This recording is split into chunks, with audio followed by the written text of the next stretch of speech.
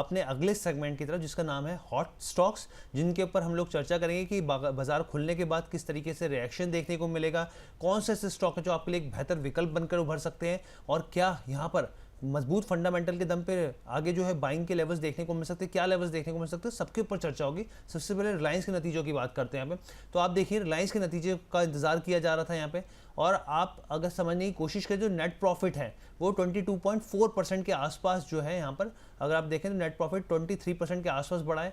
लेकिन आप एक चीज़ और समझ लीजिए यहाँ पे, जो वन टाइम जो है यहाँ पर जो प्रॉफिट था वो इसमें ज़रूर एक मुश्त जो था वन टाइम, उसको आपको ज़रूर इसमें ऐड कर, जो स्थिति है वो आपको ज़रूर देखने को मिलेंगी।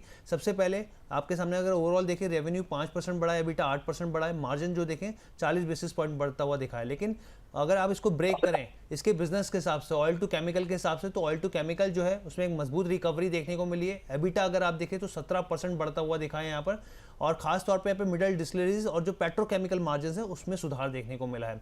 इसके बाद अगर आप यहाँ पे आगे बढ़ेंगे यहाँ पर, क्योंकि जियो की बिजनेस की बात करेंगे यहाँ पे, तो जो रिलायंस की तरफ से यहाँ पे अगर आप देखें तो ग्रोथ इंजन जो है काफ़ी बेहतर स्थिति दिखा रहा है। एबिटा 4% बढ़ता हुआ दिखा है। यहाँ पर सब्सक्राइबर बेस जो है 53.3 करोड़ के आसपास पहुंचा है, और अगर आप आरपू देखें तो वो 216 रुपए के आसपास आता हुआ दिखा है, बेहतर स्थिति दिखाता है। लेकिन रिटेल में कमजोरी साफ तौर पे देखने को मिली है। रेवेन्यू 7% बढ़ा है, लेकिन एबिटा मार्जिन जो है वो 6.6% जो है वो आ गया, यानी कि 15 तिमाहियों का सबसे निचला स्तर है यहाँ पर, आप ये चीज़ समझ लीजिए। रिटेल जो है वो कुछ कर नहीं पाया। ऑयल टू गैस की अगर मैं बात करूँ तो ऑयल टू गैस में अगर आप देखें तो जिस तरह का एक्सपेक्टेशन थी, क्योंकि केजी बेसिन वाला पूरा मामला यहाँ पर प्रोडक्शन कम हो रहा है, तो वो असर जरूर दिखा है, लेकिन जितना एक्सपेक्टेशन था उस हिसाब से बेहतर ही रहा है। न्यू एनर्जी बिजनेस की बात करें यहाँ पर, जो फ्यूचर बैट के लिए कहा जाता है यहाँ पर, तो वहाँ पे जो स्थिति है वो काफ़ी बेहतर अभी तक जो देखने को मिली है। ग्रीन अमोनिया को लेकर सैमसंग के साथ करार होते हुए दिखे हैं, और भी बहुत सारे अपडेट्स हैं जो हम लोग लगातार आपको भेजते रहते हैं। लोकेश सर, रिलायंस इंडस्ट्रीज़ अभी तक की जो स्थिति है वो तो सर नतीजे बेहतर दिखा रहे हैं, बाकी आप इसको सर डिकोड कीजिए, कैसे नंबर्स लग रहे हैं सर आपको? रिलायंस की अगर देखेंगे ना तो रिजल्ट जैसे आपने एक्सपेक्ट किया था मार्केट में, वही आया हुआ है जैसे आपने अभी एक्सप्लेन किया। In line with the expectation है, क्योंकि लास्ट क्वार्टर वार सिचुएशन भी था मार्केट पे, तो थोड़ा सा असर उसका भी देखने को मिला है। और ईयर ऑन ईयर का भी देखेंगे तो लास्ट ईयर के एक 8,000 करोड़ का एक्स्ट्रा प्रॉफिट था जो एशियन पेंट का 2% स्टेक रिलायंस ने बेचा था, उसका भी प्रॉफिट था, इसलिए थोड़ा सा प्रॉफिट लास्ट ईयर से थोड़ा आपको कम दिख रहा होगा। बट वो actually other income, exceptional other income है, तो अगर उसको अगर हटा दिए जाएंगे तो इन लाइन विद एक्सपेक्टेशन और in line with the result था, तो इसमें कोई दिक्कत बड़ी बात नहीं है। Down side already Reliance correct हो चुका है ऊपर के लेवल से काफी अच्छा, तो डाउन साइड रिस्क भी प्रोटेक्टेड है, तो धीरे धीरे स्टॉक को एक्युमुलेट किया जा सकता है for mid to long term. ठीक है सर, तो यहाँ पर जो क्लैरिटी, तो सर आगे के टारगेट्स क्या देख रहे हैं फिर आप रिलायंस को लेकर? पर जब तक जियो आईपीओ का अनाउंसमेंट नहीं हो रहा तब तक हमें 1390 1450 तक दिख रहा है। एक बार जियो आईपीओ अनाउंस हो जाए उसके बाद शायद इसमें 30 से 40% का मूव एक्सपेक्टेड रहेगा, क्योंकि वैल्यूएशन जो है मैं पहले भी बात कर चुका हूँ, जितना मुझे याद आ रहा है।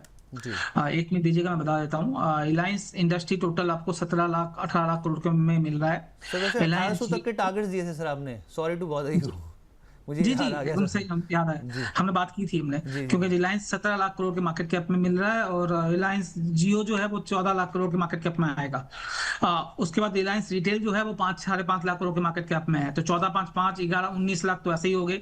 उसके बाद रिलायंस के 50 बिजनेसेस हैं, वो अभी बात ही नहीं करते हम, जो ग्रीन एनर्जी में है।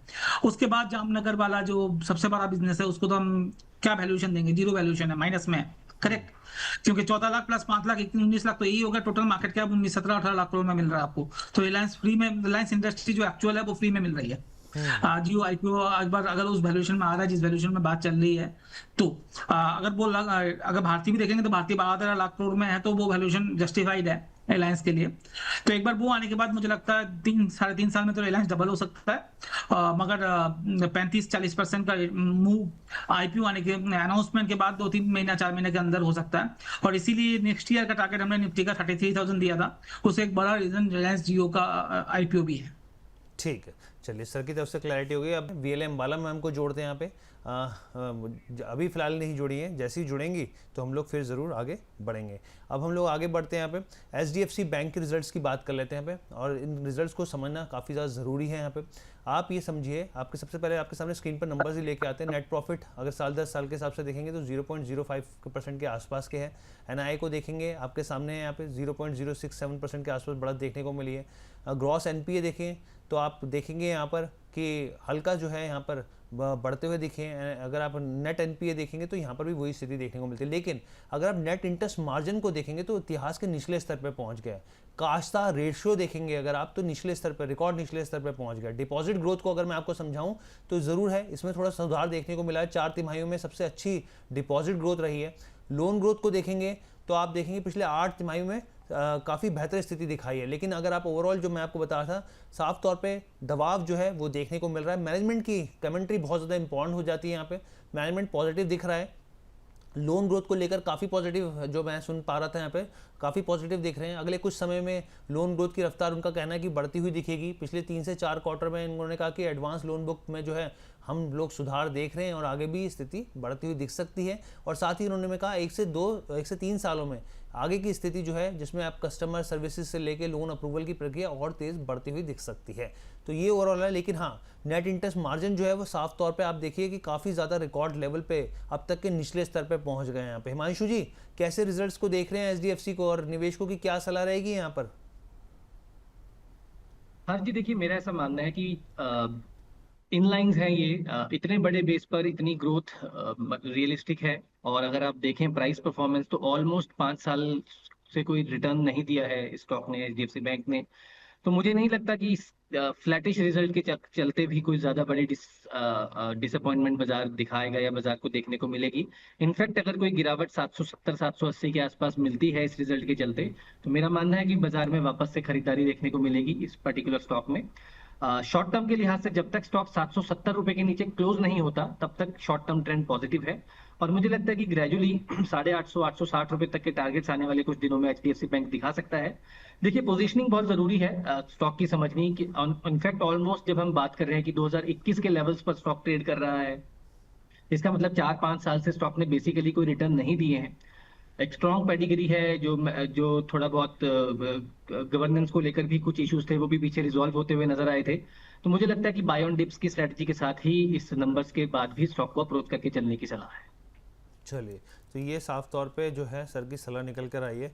अब बात करते हैं यहाँ पे जो मतलब अभी तक हालांकि हमारे एक्सपर्ट बताएंगे, लेकिन जो स्टार परफॉर्मर रहा है और साफ तौर पे जो संदीप बख्शी जी ने जो परफॉर्मेंस दिखाई है आईसीआईसी बैंक को लेकर, इसके ऊपर चर्चा करनी बहुत ज़रूरी है यहाँ पर। क्या मतलब किस ज़बरदस्त तरीके से हर एक क्वार्टर में एक बेहतर परफॉर्मेंस निकल कर आया आईसीआईसी बैंक का। यहाँ पर नेट इंटरेस्ट मार्जिन 5 तिमाहियों के अपने उच्चतम स्तर पर पहुँचती हुई दिखी है। अगर आप डिपॉजिट ग्रोथ देखें तो काफ़ी मजबूत रही है। यहाँ पर 14% की बढ़ोतरी आई है। यहाँ पे आपके सामने स्क्रीन पर भी रख देते हैं हम लोग थोड़ा सा और, ताकि क्लैरिटी आपको मिल जाएगी यहाँ पर।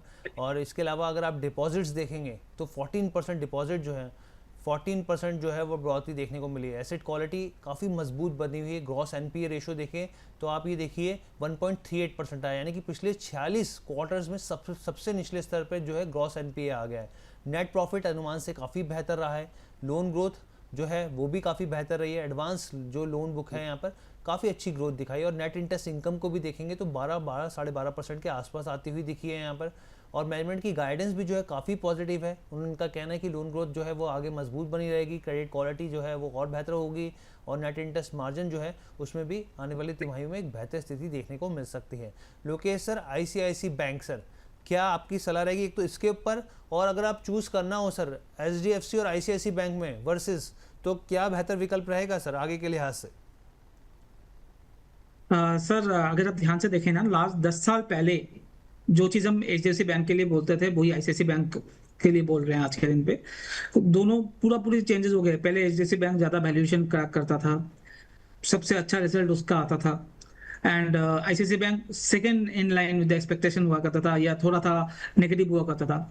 10 साल में सब कुछ चेंज हो गया। आज आईसीआईसीआई बैंक नंबर 1 लगता है मुझे और एचडीएफसी बैंक नंबर 2 लगता है। वैल्यूएशन थोड़ा सा महंगा एचडीएफसी बैंक से है, वैल्यूएशन वाइज तो एचडीएफसी अच्छा लग रहा है, मगर आईसीआईसीआई बैंक जिस तरह से नंबर प्रेजेंट कर रहा है, मेरा प्रेफरेंस तो आईसीआईसीआई बैंक ही होगा। और बेहतरीन आउट परफॉर्मेंस दिखा भी रहा है टेक्निकल फंडामेंटल्स दोनों के केस में तो। और एचडीएफसी बैंक लैगार्ड रह रहा है, तो आज भी मुझे लगता है टैग ऑफ ओवर हो सकता है, एचडीएफसी बैंक डाउन और ICICI bank up. Bank Nifty के लिए टैग हो सकता है, but for the mid to long term की बात करें 6-12 महीने के पॉइंट ऑफ व्यू से मुझे ज्यादा अच्छा आईसीआईसीआई बैंक लग रहा है। ज़्यादा आईसीआईसीआई बैंक लग रहा है तो सर मतलब अगर किसी को 2 से 3 साल के लेके चलना हो तो सर आईसीआईसीआई बैंक बेहतर विकल्प रहेगा? सब वैल्यूएशन अगर कंफर्ट देखना है तो आपको एचडीएफसी में जाना चाहिए, अदरवाइज जिस तरह से ग्रोथ दिखा रहा है तो आईसीआईसीआई बैंक मुझे ज्यादा अच्छा लगा। अब मैं आईसीआईसीआई बैंक में दाव लगाऊंगा जहां पर ग्रोथ है। जी सर, वही समिता मिश्रा जी कह रहे हैं आज हर्षी का साउंड कम आ रहा है, तो मैं अपनी टीम से एक बार कहता हूँ कि प्लीज़ थोड़ा अगर ऑडियो की कुछ दिक्कत है तो एक बार देखिए। हम लोगों की कोशिश रहेगी कि यहाँ पर कि जो ऑडियो को जो कंसर्न है उसको दूर किया जा सके। इसके अलावा यहाँ पे क्रूड ऑयल को लेके आज डाउन रहेगा या अब तो सर आपको जानकारी दी हम लोगों ने, बाकी आगे दिन भर में शोज़ रहेंगे उसके ऊपर हम लोग चर्चा कर लेंगे। वीएलए अंबाला मैम जैसी जुड़ती हैं हम लोग अपने दर्शकों को बताएंगे यहाँ पर। और फिर हम लोग एक सवाल मैं लेना चाहूँगा यहाँ पर, हिमांशु जी ये कह रहे हैं कि टीसीएस की इन्होंने 2300 की कॉल ले रखी है, 26 पर बाय कर रखी है, कह रहे हैं कि इस पर आपको क्या टारगेट लग रहे हैं सर, प्लीज़ सजेस्ट कीजिए। जी एक मिनट का समय दीजिए। हाँ please sir, take your time sir please. 26 रुपए पर बताया आपने? जी सर, 2300 की कॉल सर। 2300 की कॉल 26 तारीख 26 की ली हुई है और 28 तारीख को मंथली एक्सपायरी है। ऑलरेडी 5 दिन है, 23 रुपए पर ये क्लोज हुई है, ऑलरेडी थोड़ी सी लॉस में है, तो मुझे लगता है कि इसको एग्जिट करके चलने की सलाह है। ऑलरेडी ये out of the money call है। इवन इफ अगर ये 2300 रुपए जाता भी है 2-4 दिन के बाद, जिसकी प्रोबेबिलिटीज कम है, बट थीटा डी होना शुरू हो जाएगा आज से बाजार में, तो मुझे लगता है कि खुलते ही इस पोजीशन को एग्जिट करें। ठीक है, तो चलिए अब हम लोग आगे बढ़ते हैं यहाँ पर और वीएलए अंबाला मैम को जोड़ते हैं। मैम गुड मॉर्निंग, धन्यवाद हमारे साथ जुड़ने के लिए ma'am. Good morning Harshi, good morning to all viewers and also panelists. Ma'am आपने स्पेक्स चेंज किए आई थिंक। हाँ, मैं भी अब लेंस कार्ड वाली बन गई। मैम इसीलिए पूछा था मुझे क्योंकि आपने भी लेंस कार्ड ही खरीदारी करी लेंस कार्ड में। ठीक है मैम। यस यस, तो I am a customer of lens card now and recommend तो पैसे ही। चलिए ठीक है मैम। मार्केट्स में मैं आपका व्यू 9 बजे के आसपास लूँगा जब मार्केट खुलने वाला होगा, लेकिन उससे पहले मैम क्योंकि 2 बड़े नंबर आए मैम, एचडीएफसी बैंक के आए, रिलायंस के नंबर्स आए मैम, यहाँ पर आईसीआईसीआई बैंक के नंबर आए, हालांकि और भी हम लोग अभी आगे चलेंगे मैम। इनमें आपको कैसे क्या स्थितियाँ बनती हुई दिख रही हैं इन तीनों कंपनीज में? अगर देखा जाए मैम पे, एक तरफ रिलायंस है, दूसरी तरफ एचडीएफसी आईसीआईसीआई बैंक है, कैसे देख रहे हैं और आगे के लिए क्या स्ट्रेटजी बनाई जाए मैम? देखिए रिलायंस के नंबर हर्षी ठीक है, और इन नंबर से पहले एक statement, this is the time जहां पर आपको लार्ज, अगर आपको एक मतलब हम हर बार ये बोलते हैं लार्ज कैप में ज्यादा पैसा नहीं बनता है, ये वाला समय ऐसा है जहां पर लार्ज कैप में प्राइस एंड वैल्यूएशन वाइज थोड़ी बेटर एंट्रीज मिल रही है। तो अगर आपको बाय नेचर कम रिस्क पसंद है तो लार्ज कैप स्टॉक्स अभी आपको अच्छी अपॉर्चुनिटी दे रहे हैं। निफ्टी 50 के कोई भी स्टॉक आप उठाइएगा, मोस्ट ऑफ द स्टॉक अभी आपको एक बेटर वैल्यूएशन पर है। और जिन कंपनीज के रिजल्ट आ गए, जैसे कि आपने रिलायंस का नाम लिया, एचडीएफसी का नाम लिया और आईसीआईसीआई बैंक का नाम लिया, ये तीनों भी, आईसीआईसीआई थोड़ा चल गया, एनीवेज तीनों में अच्छी जगह है। अगर आप कम से कम 6 महीने का और अप टू 2 इयर्स का अगर आप इन्वेस्टमेंट होराइजन लेकर के जाना चाहते हैं, so this is the right time. कोई भी स्टॉक मुझे ऐसा नहीं लगता एक्सेप्ट आईसीआईसीआई बैंक जहां पर आपको 15% से ज्यादा दूर का स्टॉप लॉस लगाना पड़े। बीट एचडीएफसी बैंक या फिर रिलायंस, आपको 5 से 7-12% के रिस्क पर आपको अच्छी अपसाइड मूवमेंट दिखा सकते हैं। रिजल्ट्स जो है, क्योंकि देखिए कुछ तो अच्छा नहीं है मार्केट में, currency is like melting above 96, crude वापस से सर्ज हो रहा है, वॉर चल ही रही है, नए नए नाम जोड़ रहे हैं अभी ट्रम्प बार बार, कोई स्पेन, कभी चाइना, कभी रशिया, इंडिया तो क्या टारगेट है ही। तो नए नए नाम जुड़ने के बाद भी मार्केट को हम एक उस नजर से देखें कि ये तो बची, ये तो चले ही जा रही है ना। मिड कैप पिछले हफ्ते ऑल टाइम हाई बना लिया, तो लार्ज कैप की वजह से मैं और भी इसको प्रिसाइज रिफाइन करना चाहती हूँ। मिड कैप्स में तो मूवमेंट है ही, स्मॉल कैप में थोड़ा सा पुल बैक के बाद रहेगी। लार्ज कैप में इस बार मूवमेंट है, यानी आपका इंडेक्स अच्छा परफॉर्म करते हुए दिख जाएगा because of these heavy weights. तो इनमें बाइंग की सलाह।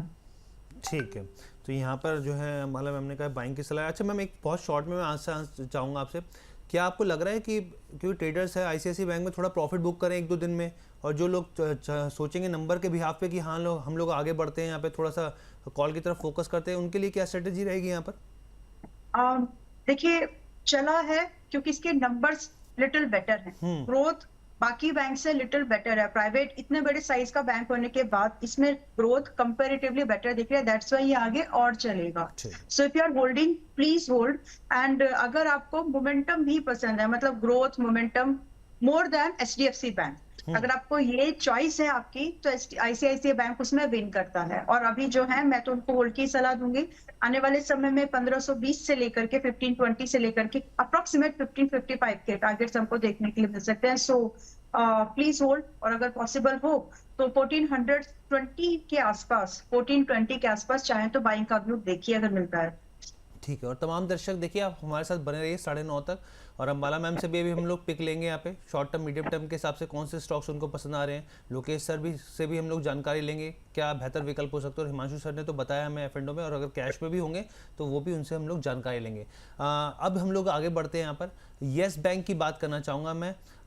येस बैंक को अगर हम लोग देखें, इसके भी रिजल्ट्स आते हो देखिए, एसेट क्वालिटी जो है वो काफ़ी बेहतर दिखी है। यहाँ पे आपके सामने स्क्रीन पर नतीजे लेकर आते हैं। देखिए नेट प्रॉफिट 34% बढ़ा है, एनआईआई को देखिए 17% बढ़ता हुआ दिखा है। यहाँ पे ग्रॉस एनपीए जो है वो फ्लैट रहे हैं। अगर आप नेट एनपीए की भी बात करें तो वो भी लगभग फ्लैट रहे हैं। लेकिन अगर आप एनुअलाइज स्लिपेज रेशियो देखेंगे तो आप ये देखेंगे कि 22 क्वार्टर्स में सबसे निचले स्तर पे 1.35% के आसपास आती हुई दिखी है।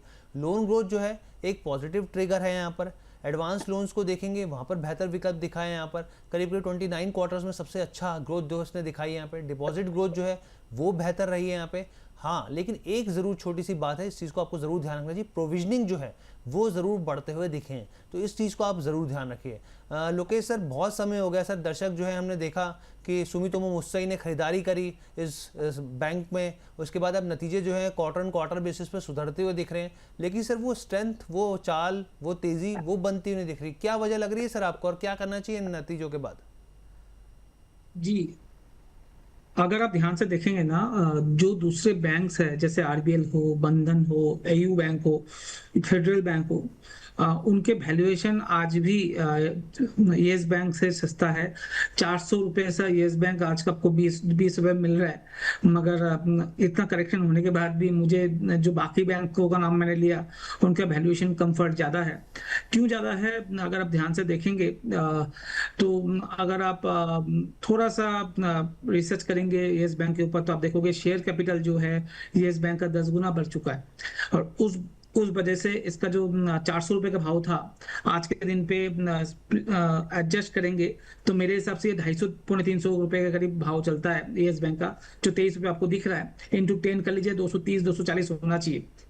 करेक्ट? तो ऐसा नहीं है जो ये वापिस 800 या 400 या 300 रुपये हो जाएगा। यस, जिस तरह का रिजल्ट आ रहा है, मुझे लगता है 28 से 30 रुपए का मूव इसमें आ सकता है। मैक्स टू मैक्स 32 से 30 रुपए आ सकता है। ऑलरेडी ये 1 लाख करोड़ के करीब का मार्केट कैप में क्लॉक करता है ये कंपनी। एक बार एक्यूरेट मैं देख के बता दूंगा, मगर अगर उससे ज्यादा मुझे इसमें अभी के लिए कोई मूवमेंट आते हुए नहीं दिख रही है। ठीक है, कोई मूवमेंट आती हुई नहीं दिख रही है। इसके बाद हम लोग यहाँ पे आगे बढ़ते हैं। यहाँ पे और भी दर्शकों के बहुत सारे सवाल आ रहे हैं। हिमांशु जी, एक सवाल मैं आपसे लेना चाहूँगा यहाँ पर। RL के ऊपर हम लोगों ने चर्चा कर दी है। यहाँ पे एक दर्शक जो है उनकी कॉल को लेकर कि हाँ, हमने ये वाली भी कॉल ले ली है यहाँ पे। इसके अलावा यहाँ पर जो है फुजियामा के ऊपर भी अच्छा लगा था। रिपीटेशंस जो दर्शक डाल देते हैं ना, तो उसके बाद फिर बड़ी दिक्कत हो जाती है। एक दर्शक का सवाल लेना चाहूँगा सर, संतोष जी का, कह रहे हैं कि भारत इलेक्ट्रॉनिक्स पर आपका व्यू क्या है, प्लीज़ सजेस्ट कीजिए। मेरे लिए हरजीत जी सर, हिमांशु जी आपके लिए सर। देखिए सर, काफी समय से हमने देखा कि स्टॉक एक फ्लैटिश मोड में है। मतलब एक तरह से अगर आप देखें कि डिफेंस पूरे सेक्टर में पिछले महीने हमने काफी तेजी भी बनते हुए देखी, उसके बावजूद भी भारत इलेक्ट्रॉनिक्स की परफॉर्मेंस जो थी वो फ्लैटिश काइंड ऑफ रही। बहुत स्ट्रॉन्ग ऑर्डर बुक है, काफी बड़ी ग्रोथ भी देखने को मिली, लेकिन अब कहीं ना कहीं एक थोड़ी कंसोलिडेशन दिखती है चार्ट में। तो मुझे लगता है कि अगर आपका ट्रेडिंग का नजरिया है तो इससे ज्यादा बेटर ऑप्शंस हैं आपको डिफेंस में जो मिल सकती हैं। फिलहाल यहाँ पर किसी तरह का कोई ट्रेंड फिलहाल शॉर्ट टर्म में बनता हुआ नजर नहीं आ रहा। एक लॉन्ग टर्म के ट्रेडर्स इन्वेस्टर के लिए हालांकि जरूर एक काफी स्ट्रॉन्ग स्टॉक है, क्योंकि डिफेंस थीम मेरा ऐसा मानना है कि आने वाले काफी समय में भी अभी काफी स्ट्रॉन्ग रह सकती है, और भारत इलेक्ट्रॉनिक्स उसमें काफी प्रबल दावेदार है, काफी अच्छी परफॉर्मेंस यहाँ पर बनती हुई नजर आएगी। तो लॉन्ग टर्म के इन्वेस्टर को मुझे लगता है कि 370 375 तक अगर कोई गिरावट मिलती है तो खरीदारी के मौके ढूंढे, लेकिन ट्रेडिंग अपॉर्चुनिटी फिलहाल इस स्टॉक में नजर नहीं आती है। बिल्कुल फ्लैटिश साइडवेज कंसोलिडेशन में स्टॉक काम करता हुआ नजर आ रहा है। ठीक है अंबाला मैम, मेरे आपसे 2 सवाल रहेंगे मैम। एक तो पहला JSW स्टील के ऊपर, अपने दर्शकों को हम लोग एक बार इसके नतीजे भी बताए थे। दूसरा मैम सवाल है कि आपके लिए आपका क्या मानना, कौन से बेहतर विकल्प हमारे दर्शकों के लिए हो सकते हैं, जो आप हमेशा कॉल्स देती हैं मैम, पिक्स रहेंगे आपके। सबसे पहले JSW स्टील की बात करना चाहूँगा। शानदार नतीजे कंपनी की तरफ से निकलते हुए आए हैं यहाँ पर, और जो एक्सपेक्टेशन थी स्ट्रीट की उससे काफ़ी बेहतर रहे यहाँ पे। स्टील कीमतों और ऑपरेटिंग एफिशिएंसी के वजह से यहाँ पे प्रदर्शन काफ़ी मजबूत रहा है। नेट प्रॉफिट को आप देखेंगे तो लगभग डबल हो गया नेट प्रॉफिट, आप ये देखेंगे।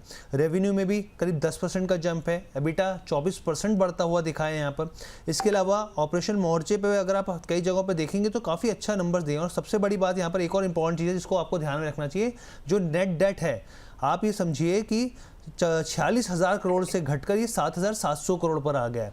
तो ये काफ़ी बेहतर चीज़ है जो बैलेंस शीट के हिसाब से वित्तीय स्थिति दिखाती है यहाँ पे। मैम JSW स्टील के ऊपर आपका व्यू, साथ ही मैम आपके पिक्स प्लीज। जी, तो देखिए एक इम्पॉर्टेंट बात और कि इतने अच्छे नतीजे होने के बाद भी सेक्टर से ऑलमोस्ट आधी वैल्यूएशन पर है मल्टीपल्स के मामले में। So it's a value investment का मौका है आपके लिए, it's a value investment chance for you. Having said this, Harshi, 2 छोटी सी चीजें और मैं याद दिलाऊंगी कि ये स्टील इंडस्ट्री क्यों बच गई जबकि इतने ज्यादा ऑड्स थे मार्केट में। सप्लाई चेन पर डिस्टर्ब हुआ था, कॉस्ट भी बढ़ा था, सब कुछ था। गवर्नमेंट ने जो पिछले दिनों में कुछ स्टैंड्स लिए थे, एंटी डंपिंग ड्यूटी वगैरह लगा करके बहुत सारी चीजें होती स्टील इंडस्ट्री के अराउंड में। तो ये सारी चीजें हमारी स्टील इंडस्ट्री के लिए एक रियायत या फिर क्या बोलते हैं उसको, सर्वाइवल का केस बन गए, वरना नंबर्स खराब हो सकते थे। तो गवर्नमेंट का जो भी पॉलिसीज आई वो इनके लिए सही समय पर आ गए, जैसे कि ऑटो इंडस्ट्री के लिए आ गई है। अभी के लिए फिलहाल JSW स्टील लार्ज कैप, लेकिन इस वैल्यूएशन पे मिलना बहुत बड़ी कम बात होती है। ऐसे आज आपके पास में मौका है 1237, इस प्राइस पॉइंट से 10 रुपए ऊपर और नीचे कोई फर्क नहीं पड़ता है, बिकॉज यहाँ से आप मिड टर्म इन्वेस्टमेंट से लेकर के 1.5 साल तक का भी होराइजन कम से कम अगर आप रख लेते हैं तो अच्छा खासा अपसाइड यहाँ पर बनता है। तो यहाँ से इस प्राइस पॉइंट के पास ही मैं तो हाँ ही बोलूंगी कि इसमें आपको इन्वेस्टमेंट करनी चाहिए। ट्रेड करने से बचो, इन्वेस्टमेंट लायक मौका है, इन्वेस्टमेंट करने से कोशिश करिए। स्टॉप लॉस लगाकर चलिए 1130 का, 1130, यस। ठीक है। और यहाँ से जो फर्दर टारगेट्स होंगे आपके 1370 एंड 1500 मिनिमम, अगर 6 महीने का ही सिर्फ नजरिया है, इसके बाद इन्वेस्टर्स के भाव शुरू होंगे। ठीक है मैम, मैं आपको बीच में रोकना चाहूंगा एक सेकंड। हाँ। एक हमें टीज करना है यहाँ पे, और दर्शकों के सामने स्क्रीन पर प्लेट लेकर आते हैं यहाँ पर और बताते हैं आपको। देखिए नया शो, प्राइम टाइम शो हमारा शुरू हो रहा है, शुभम सर करते हुए दिखेंगे आपको। स्टॉक को लेकर, एफएनडोज को लेकर कौन सी पिक्स रहेंगी यहाँ पर, और मतलब आप देखिए फुल ऑफ एक्शन। अगर आप कहीं मत जाइए, सिर्फ आप 2:30 बजे यहाँ पर आइए, जुड़िए द बोनस के साथ, और आपको बैक टू बैक बेहतरीन पिक्स मिलेंगे यहाँ पर। किस तरीके से मार्केट बंद होने से पहले क्या आप मुनाफे का सौदा ले जा सकते हैं अपने घर, अपनी जेब में, उसको जानने के लिए देखिए। और आपको बिल्कुल मिस नहीं करना है। 2:30 बजे से हमारा शो आज से शुरू हो रहा है, तो ज़रूर देखिए। शुभम सर के साथ बाकी जो दिग्गज एक्सपर्ट्स हैं वो जुड़ रहेंगे यहाँ पर, और एक बेहतर विकल्प जो है वो आपके सामने आता हुआ दिखेगा। तो ये ओवरऑल जो है आप इस चीज़ को ज़रूर ध्यान रखिए। अब हम लोग वापस चलते हैं अंबाला मैम के पास। Ambala ma'am ji please continue ma'am. Thank you. Ask auto आज अच्छा चल सकता है, पहले भी रिकमेंडेशन में रहा है, और जिनके पास है 480, 485, 480 पहली टारगेट रेंज थी। मेरी सलाह में जिन्होंने नहीं खरीदा वो भी बाय करके चल सकते हैं, और जो जिनके पास है वो भी होल्ड करके चले तो बेहतर रहेगा, बिकॉज 480 से 485 की रेंज हर्षी आज हो सकता है कि खुली रहे, और यहाँ से एक स्टॉप लॉस बैठता है आपका 435, 435 रुपए का। आगे के लिए जो टारगेट और हैं, 2 टारगेट्स यहाँ पर अभी और आपको चेस करने चाहिए, 520 एंड 600। 600 के लिए समय लग सकता है, 500 इज लाइक कि आपको 1 से 2 महीने के अंदर ही जल्दी दिख जाए। और दूसरा है एस्ट्रियल पाइप्स, पहले भी रेकमेंड किया है, फिर से रेकमेंड करूंगी, और अभी मतलब पिछले हफ्ते भी, तो इसमें अभी भी जगह है, बिल्कुल मूव अभी खास आया नहीं है, 2-3% इट्स एब्सोल्युटली ओके। 75 के आसपास मिलता है, खरीदारी का व्यू ले सकते हैं हम। यहाँ से जो अगले टारगेट्स, अब जो टारगेट्स आपको यहाँ पे चेस करने चाहिए, सभी के लिए रिवाइज्ड है। 1450, 1450, दूसरा टारगेट 1600 है। इसके बाद भी इसमें टारगेट्स की पॉसिबिलिटीज है अप टू 1800, लेकिन उस 1600 आते आते उसको रिवाइज कर लेंगे, देख लेंगे कि क्या करना है। बट फिलहाल 1450 और 1600 ये दो टारगेट के लिए इसमें एंट्री बनाई जा सकती है। और स्टॉप लॉस जो रखना चाहिए वो आपको 1300 रुपए फ्लैट क्लोजिंग पे स्टॉप लॉस रखिए। पहले टारगेट की अपेक्षा है कि इस महीने में आ जाए, लग रहा है 10 दिन बचे हैं। स्टॉक है मैम आस्क ऑटोमोटिव, और आपने बताया यहाँ पे एस्ट्रल पाइप्स को लेकर, यहाँ पर एक बार स्क्रीन पर लेके आते हैं दोनों स्टॉक्स यहाँ पर, ताकि मैम की तरफ से जो बताया जा रहा है एक बार स्क्रीन पर प्ले कर देते ताकि दर्शक भी जान ले। आस्क ऑटोमोटिव यहाँ पर, और दूसरा जो है एस्ट्रल पाइप्स जो है, इस स्टॉक को भी ज़रूर आप देखिए, मैम की तरफ से जो है यहाँ पर प्रतिक्रिया निकल कर आ रही है यहाँ पर। तो ये जो है इनके टारगेट स्टॉप लॉस मैम ने शेयर कर दिया है यहाँ पर। इस स्टॉप लॉस को आप बिल्कुल नज़रअंदाज मत कीजिएगा यहाँ पर, इस चीज़ को ज़रूर ध्यान रखिएगा। अब हम लोग आगे बढ़ते हैं यहाँ पे और कोटक महिंद्रा बैंक की बात कर लेते हैं। कोटक महिंद्रा बैंक के भी रिजल्ट्स आते हुए देखिए, एसेट क्वालिटी में देखिए काफ़ी बेहतर स्थिति देखने को मिली। ग्रॉस एनपीए जो है वो 1.18% के आसपास रहा है यहाँ पर। अगर आप यहाँ पे देखें स्क्रीन के पर, तो आप नेट प्रॉफिट 26% बढ़ा है। अगर नेट इंटरेस्ट इनकम की बात करें तो 9% बढ़ा है। ग्रॉस एनपीए आपके सामने है, बेहतर होते हुए देखें यहाँ पे। नेट एनपीए देखें तो बेहतर होते हुए देखें। प्रोविजनिंग जो है आप देखेंगे तो डिप आता हुआ दिखा है प्रोविजनिंग में 45% का, तो काफ़ी बेहतर है। लोन बुक जो है अच्छी ग्रोथ साफ तौर पर दिखा रही है। एडवांसेस जो है वो बढ़ते हुए दिख रहे हैं यहाँ पर। ओवरऑल जो नंबर्स हैं वो ठीक फिलहाल के लिए लग रहे हैं यहाँ पे। और अगर आप नेट इंटरेस्ट मार्जिन की बात करेंगे वो लेकिन यहाँ पर थोड़ा सा जो है 4.67% से घटकर 4.53% पर आया, जो कि 19 क्वार्टर्स का निचला स्तर दिखा रहा है यहाँ पे। Lokesh sir, Kotak Mahindra bank sir, ये कैसा लग रहा है सर आपको रिजल्ट्स के बाद? रिजल्ट थोड़ा सा इन लाइन विद एक्सपेक्टेशंस है या उससे बिलो है। मुझे ज़्यादा अच्छा लग नहीं रहा ये स्टॉक, तो अभी भी हम इसको अवॉइड करके ही सलाह देंगे। मेरे हिसाब से आईसीआईसीआई बैंक ही टॉप परफॉर्मिंग स्टॉक रह सकता है आने वाले टाइम पे। यस, यहाँ पर 1-2% का अप मूव आज के रिजल्ट के बाद देखने को मिल सकता है, बट ओवरऑल अभी भी कोटक बैंक से अवॉइड ही है। और एक चीज़ और मैं ऐड करना इसमें भूल गया, जो स्लिपेजेस हैं वो ज़रूर बढ़े हैं। 30% का जंप जो है वो स्लिपेजेस में दिख रहा है यहाँ पर, तो वो थोड़ा सा एक पॉइंट होता है जो पिंच करेगा यहाँ पर। तो सर ओवरऑल प्राइवेट पैक में आपको क्या पसंद आ रहा है? प्राइवेट बैंकिंग पैक में अगर हम लोग कहें, क्योंकि काफ़ी हद तक रिजल्ट्स आ गए सर, फेडरल बैंक के भी रिजल्ट्स आए, काफ़ी बेहतर रहे सर फेडरल बैंक के। ओवरऑल अगर खरीदारी करनी हो किसी निवेशक को प्राइवेट बैंक के अंदर जो ऑलरेडी हैं, जो मतलब जो निवेशक बने भी हुए हैं, क्या करना चाहिए, कहाँ से निकलना चाहिए और कहाँ एंट्री करनी चाहिए? किसी को अगर प्राइवेट बैंक में पैसा लगाना है और मीड और लॉन्ग टर्म व्यू में लगाना है, तो मेरा जो व्यू पॉइंट है मैं रैंकिंग कर देता हूँ। पहला है आरबीएल, दूसरा है फेडरल, ठीक है, तीसरा है बंधन, अच्छा, और चौथा है आईसीआईसीआई। रिटर्न एक्सपेक्टेशन के हिसाब से मुझे लगता है ये सबसे अच्छा बैंक अगर बात करेंगे आईसीआईसीआई है, तो उस रैंकिंग में मत जाइएगा। रिटर्न पॉइंट ऑफ व्यू से मैं बात कर रहा हूँ। आने वाले 6 से 12 महीने में मुझे लगता है ये चारों स्टॉक में रिटर्न बहुत अच्छा बन सकता है। चलिए, तो सर ने देखिए कितने तरीके से पूरा गुलदस्ता तैयार करके आपको दे दिया है, पूरा सीक्वेंस बना दिया कि 4 स्टॉक्स हैं और कैसे कैसे जो है वो बेहतर विकल्प दिख सकते हैं। ठीक है हिमांशु जी, आपसे मेरा सवाल रहेगा सर एक्सिस बैंक को लेकर। यहाँ पर एक्सिस बैंक के भी रिजल्ट्स आए हैं सर, और एक्सिस बैंक को लेकर अगर आप देखें तो लोन और डिपॉजिट ग्रोथ जो है वो ठीक ठाक नंबर दिखाए हैं यहाँ पर आपके सामने। अगर हम लोग दर्शकों को बताएं, नेट प्रॉफिट 23% बढ़ा है, नेट इंटरेस्ट इनकम जो है वो 8% बढ़ती हुई दिखी है।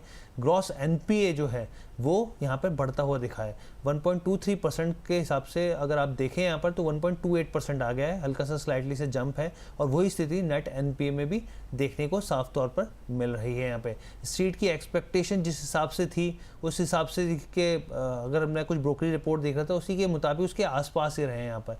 नेट इंटरेस्ट मार्जिन जो है उसमें एक अनकंफर्टेबल जोन देखने को मिला है। 19 क्वार्टर्स के सबसे लोएस्ट लेवल पे चला गया, 3.62% से घटकर 3.46% आ गया यहाँ पे। तो ये ओवरऑल नंबर्स हैं। सर आपका क्या मानना है एक्सिस बैंक को लेकर? जी हर्ष जी, देखिए लॉन्ग टर्म चार्ट्स काफी स्ट्रांग हैं और एनकरेजिंग है एक्सिस बैंक के कंपेयर टू जो अभी हमने कोटक महिंद्रा बैंक की बात करी, उससे रिलेटिवली बहुत स्ट्रांग चार्ट है ये। हालांकि बड़े टाइम फ्रेम में स्ट्रेंथ होने के बावजूद भी इंटरमीडिएट टाइम फ्रेम में, जिसका मतलब पोजिशनल पॉइंट ऑफ व्यू से अगर मैं देखता हूं, तो एक कंसोलिडेशन में इसमें अभी फिलहाल देखने को मिल रहा है, जहां पर 1400 रुपए एक अपर एंड है और लोअर एंड लगभग 1230-1240 रुपए की है। तो मुझे लगता है इन नंबर्स के चलते अगर कोई बाजार में थोड़ा सा डिप मिलता है आज ही आने वाले कुछ दिनों में, तो लोअर एंड पर अगर स्टॉक मिलता है 1250 रुपए के नीचे, तो वहां पर वापस से रिस्क रिवॉर्ड वापस अट्रैक्टिव होता हुआ नजर आएगा। और इवेंचुअली मेरा ऐसा मानना है कि कुछ महीनों के बाद या फिर अगले क्वार्टर में इवेंचुअली स्टॉक में जो 1400 रुपए की रेजिस्टेंस है वो भी ब्रेकआउट होती हुई नजर आएगी और स्टॉक नए अनचार्टेड टेरिटरी में ऑल टाइम हाइस बनाता हुआ नजर आएगा। तो स्ट्रॉन्ग सेटअप है, पोजिशनली पॉइंट ऑफ व्यू से गिरावट पे खरीदारी करें। 1240-1250 रुपए काफी बेहतरीन लेवल है पोजिशनल लॉन्ग टर्म के लिए, एंट्री के मौके ढूंढने के लिए।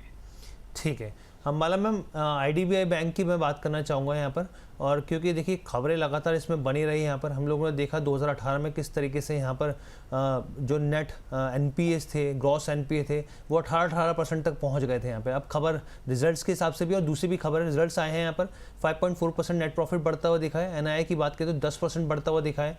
अगर आप ग्रॉस NPA की बात करें तो यहाँ पे 2.32% से यहाँ पे घट के 2.30% आया है। और अगर आप नेट NPA देखें तो वो हल्का सा स्लाइटली सा बढ़ता हुआ दिखा है।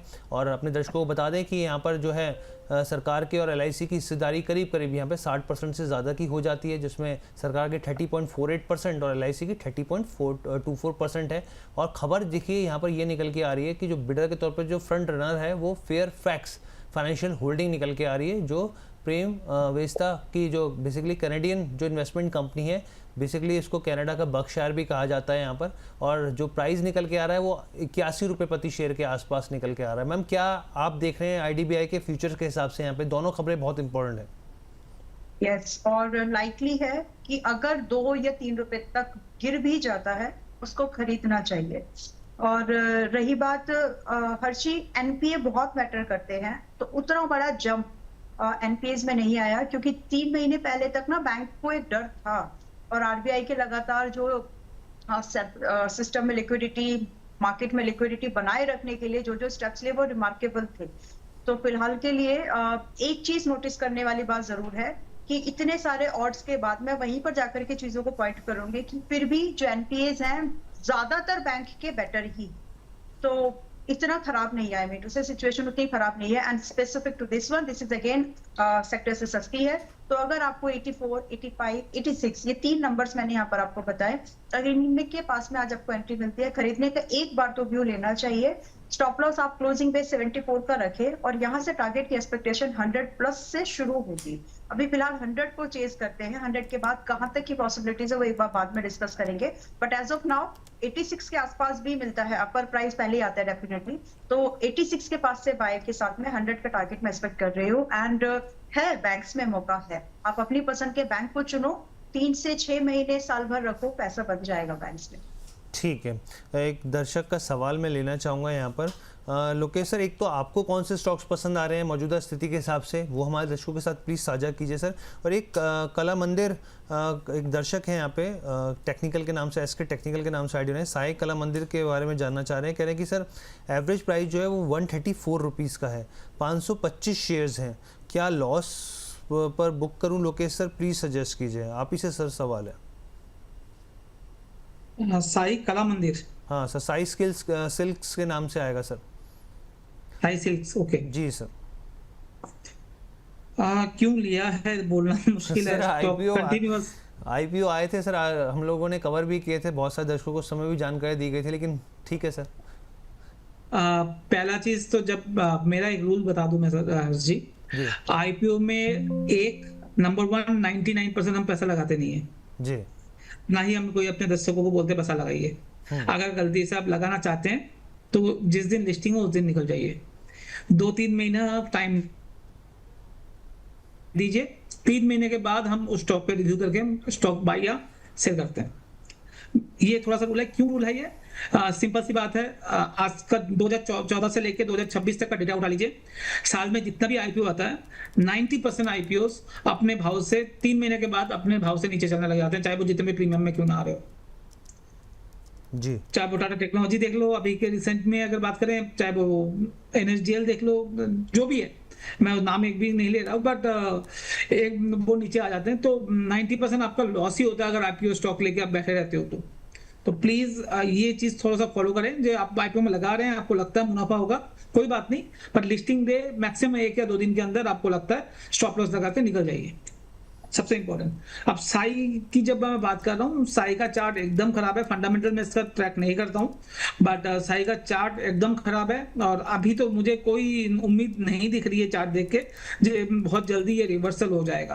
तो यहाँ से निकल के जैसे हमने बात की बैंकिंग स्टॉक्स में, वहां पर ध्यान रखें क्योंकि मैं बैंकिंग में थोड़ा बुलिश हो रहा हूँ, तो आने वाले 3-6 महीने में आपको बैंकिंग में अच्छा रिटर्न मिल सकता है। और एक उस टाइम पे एक डिस्क्लेमर दे दूं, उस टाइम बात में मैंने मिस कर दिया था, हमारे स्मॉल कैप पोर्टफोलियो में RBL बैंक पहले से है और ऑलमोस्ट 200 रुपए के भाव से है, बट हम उसको होल्ड करके रखे हुए हैं और मुझे लगता है ये स्टॉक और आगे आने वाले टाइम पे और भी अच्छा कर सकता है। ठीक है सर, तो ये आपका RBL बैंक के ऊपर नज़रिया है सर। और कोई पिक रहेगा सर? अभी फिलहाल के लिए एक ही है? नहीं, एक स्टॉक आप एक लेके आए हैं, MBAPL, मध्य भारत एग्रो है। आप अगर देखेंगे 2-3 एक चीज इसमें चेंजेस हो रहे हैं। एक तो कंटिन्यूअस अपमूव ये स्टॉक दिखा रहा है, तो जस्ट साई के ऑपोजिट अगर आप देखेंगे, वो ऑपोजिट चार्ट है, जिस तरह का साई टूट रहा है उस तरह का ये स्टॉक ऊपर जा रहा है। तो जस्ट रिलेटिव स्ट्रेंथ अगर चेंज करेंगे तो आपको बहुत समझ में आएगा। 2-3 एक चीजें चेंज हो रही है। एक तो इसका फंडामेंटल बहुत जबरदस्त चेंज हो रहा है, इसका रेवेन्यू और इनका जो कैपेसिटी है आने वाले 2-3 साल में डबल होने वाला है, तो वहां पर एक ध्यान दीजिए। और साथ में अभी जो बारिश की दिक्कत चल रही है, तो वहां पर फर्टिलाइजर का इस्तेमाल किसानों का और बढ़ना चाहिए मेरे हिसाब से। एंड जिस तरह से पेट्रोल का भाव और वर्ल्ड मार्केट में भाव ऊपर नीचे हो रहा है, तो फर्टिलाइजर का डिमांड और ज्यादा स्टेडी हो सकता है, प्राइस वहां से और इंप्रूवमेंट हो सकता है फर्टिलाइजर में, उनका फायदा जो है मध्य भारत एग्रो को मिल सकता है। तो मेरे हिसाब से स्टॉक को ट्रेडिंग व्यू पॉइंट से तो अभी होल्ड कर ही सकते हैं, बट इन्वेस्टमेंट व्यू पॉइंट से भी इस पे होल्ड किया जा सकता है। बहुत अच्छा मुझे लगता है ये स्टॉक लग रहा है, आपको इसमें बने रहना चाहिए। फॉर द टारगेट अगर मैं बात करूं अभी के लिए 155 to 165 का टारगेट लेके चलें और 121 का स्टॉप लॉस लगा के रखें, बट मेरा टारगेट अल्टीमेट 200 प्लस इसमें जा सकता है। तो चलिए, ये जो हमारा खास सेगमेंट था जिसमें हम लोग हॉट स्टॉक्स को कवर करते थे, उसको कवर करने की कोशिश की। बहुत सारी खबरें अभी और भी हैं, उसको भी लेंगे हम लोग, लेकिन फिलहाल के लिए इस सेगमेंट को हम लोग यहीं पे समाप्त करते हैं।